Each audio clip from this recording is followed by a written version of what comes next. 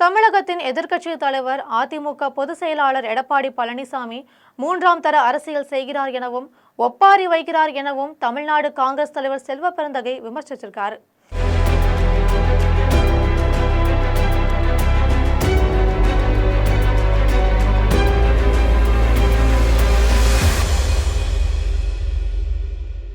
தமிழக அரசியலில் கடும் வாசகப்போர் நடைபெற்று வரும் இந்த நிலையில அதிமுக பொதுச் செயலாளர் எடப்பாடி பழனிசாமியை கடுமையாக விமர்சித்து தமிழ்நாடு காங்கிரஸ் கமிட்டி தலைவர் செல்வ பெருந்தகை என்ன பேசியிருக்காரு அப்படின்னா, இன்றைய அதிமுகவின் நிலைமை என்ன என்பதை மக்கள் அனைவருமே தெரிஞ்சுப்பாங்க.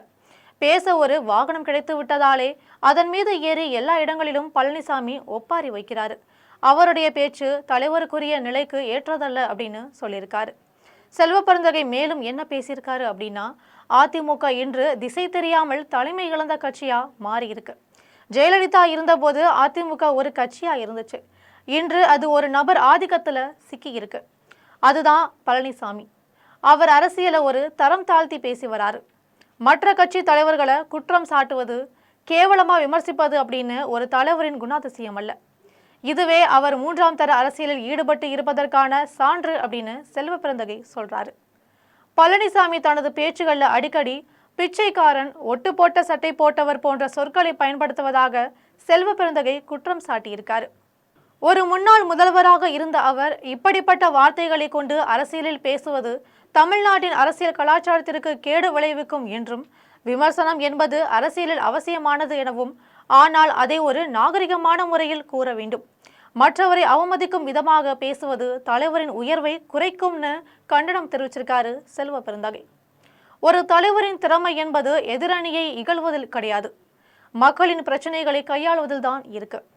பழனிசாமி இன்று மக்களின் பிரச்சனைகளை பற்றி பேசுவதில்லை, மாறாக யார் என்ன சொல்கிறார்கள், யார் எங்கு சென்றார்கள் என்பதிலேயே குறியா இருந்து வரார்னு செல்வ பெருந்தகை சொல்லியிருக்காங்க.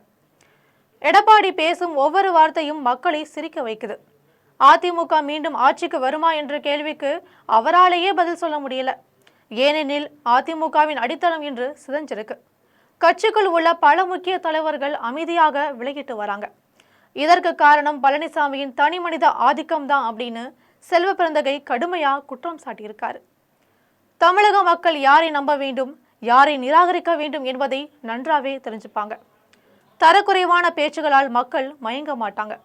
பழனிசாமி அரசியலை இழிவுபடுத்தாமல் மாநில வளர்ச்சியை பற்றி பேசணும், இல்லைனா அதிமுக அரசியல் அரங்கில முற்றிலும் மறைந்துவிடும் அப்படின்னு சொல்லியிருக்காரு.